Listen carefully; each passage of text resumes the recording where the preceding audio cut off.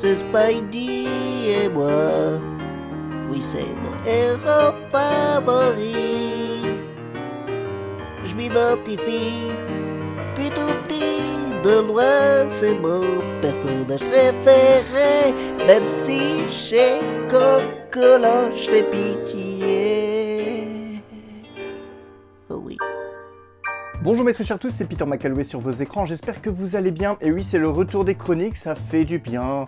Le petit relent nostalgique des premières années de la chaîne. Et c'était obligatoire quand on y retourne sur ce sujet, puisque à moins d'être totalement étranger avec la chaîne ou votre humble serviteur, il y a grandement moyen que vous sachiez à quel point je suis fan de l'homme araignée.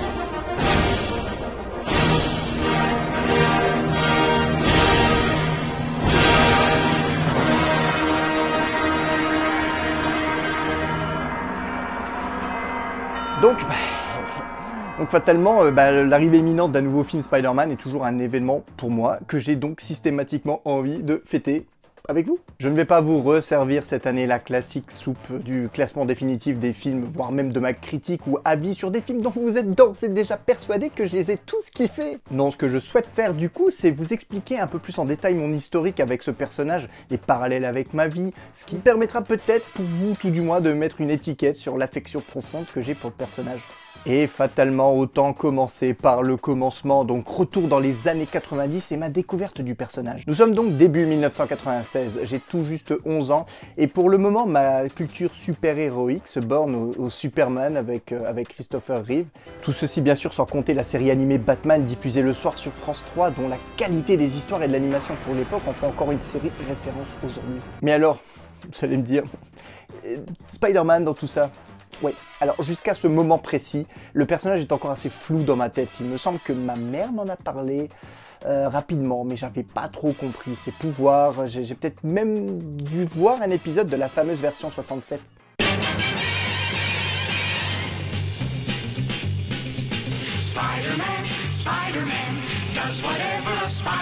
Ok, bon, on arrête 2 secondes. Donc ça, c'est le générique original, hein, celui que tout le monde, y compris les Français, attribue désormais à la série. Mais ce serait vite oublié que le générique lors de la diffusion en France, c'était ça. Spider-Man, l'araignée!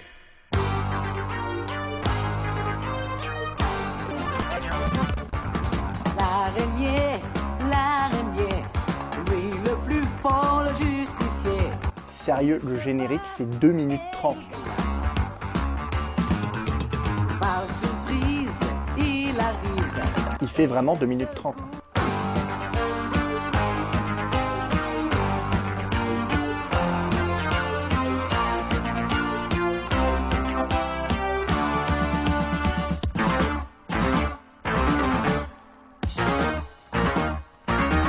Bon, il commence quand l'épisode? Puis c'était mou, c'est mal animé, je croyais que Spidey pouvait changer de visage, enfin bref, me demandez pas pourquoi, mais c'était le bordel pour moi. Ma vraie rencontre avec le personnage se fait finalement complètement par hasard un mercredi matin en regardant l'émission jeunesse à toute pipe.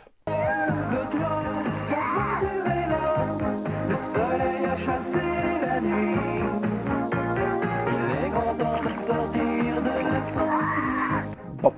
Enfin, vraiment que je revienne sur l'historique. J'avais commencé à me lever plus tôt car à l'époque il diffusait les aventures de Spirou en dessin animé pour la seule et unique raison que je souhaitais voir à l'écran le portage du seul album de Spirou que je n'ai jamais lu, mais que je kiffais lire. Spirou à New York. Ouais bon, je l'ai plus en version physique, mais vous avez vu l'abnégation, je l'ai racheté en numérique. Sérieusement, je l'ai racheté. Je l'ai peut-être même pas lu parce que je le connaissais par cœur, je l'ai racheté. Bref.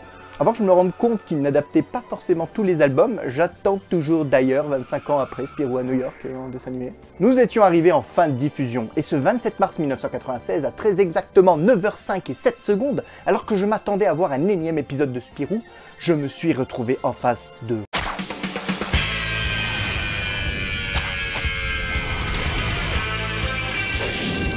Attendez. Pour vous remettre dans le contexte, hein, histoire que vous compreniez bien, jusque-là, l'homme araignée, c'était ça.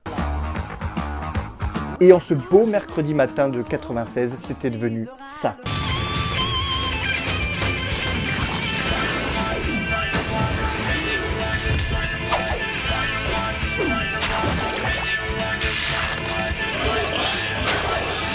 La claque. Une série épousant les standards de qualité de la série Batman. C'était dynamique, plutôt bien animé pour l'époque, avec ce gimmick qui devait coûter une méga blinde. Mais pour 1994 en fait.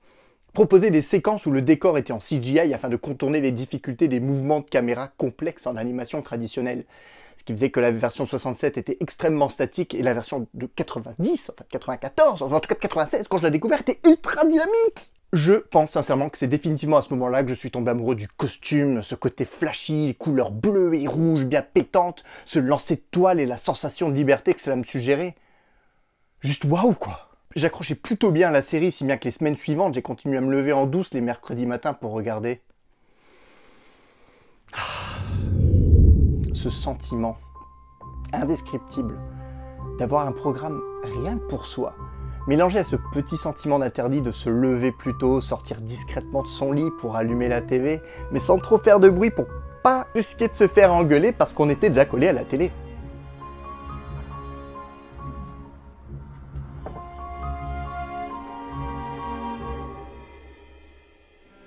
Oh, Plutôt cool, hein? oui. T'as encore rien vu. Eh oui, car 7 épisodes plus tard, les gars nous balancent une saga en 3 parties devenue culte pour moi et quasiment tous les enfants de ma génération, le costume extraterrestre. Là, sur 3 épisodes, on prend connaissance du costume noir extraterrestre et surtout de ce qui s'avérera pour beaucoup de personnes de ma génération comme l'un des ennemis les plus emblématiques, Venom. Car oui, on a beau être sur un dessin animé, donc plus axé pour les enfants, sur des épisodes de type de 24 minutes, à mon goût, la représentation de l'antagoniste n'a toujours pas été égalée 27 ans après. Oui, c'est à vous deux que je m'adresse. Et de manière générale, près de 30 ans après, on peut toujours apprécier l'influence de la série sur les incarnations suivantes. Where am I?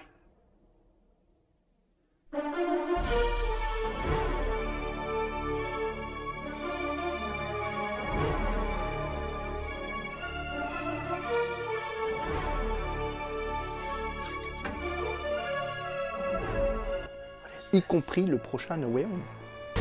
Je suis le Docteur Strange, maître des arts mystiques. C'est définitivement la version qui m'a fait connaître et aimer le personnage et pour ainsi dire la seule version du personnage avec laquelle j'ai évolué sur les 5 années suivantes. Si on accepte le Strange que j'ai sauvé de chez mes grands-parents et qui, coïncidence, datait de 86, période à laquelle il portait le symbiote. 5 années où le personnage, pour moi, dans ma tête, avait systématiquement la voix de Nicolas Marais. C'est Nicolas Marais? Je sais plus. Est-ce que c'est Nicolas Marais? Nicolas Marié. Heureusement que j'ai vérifié. J'ai fait des recherches pour la vidéo justement parce que j'avais toujours cette voix très charismatique en tête et je me suis rendu compte que, en gros, c'était le papa du Palmacho. Je m'étais enfin débarrassé de ma maladie, mais je venais de perdre la femme que j'aimais. Fais gaffe, hein! Oublie pas que c'est moi qui t'ai mis au monde, et je peux aussi t'en faire disparaître. J'espère que cette première vidéo sur Spider-Man vous aura plu. N'hésitez pas à liker la vidéo, abonnez-vous surtout à la page YouTube, partagez le contenu. C'est ce qui pourra peut-être éventuellement donner un peu de visibilité à la chaîne. Avant que j'atteigne les 60 ans, ça ferait plaisir. En tout cas, on se retrouve bien vite pour la suite de mes aventures personnelles avec Spider-Man. Nerd alert!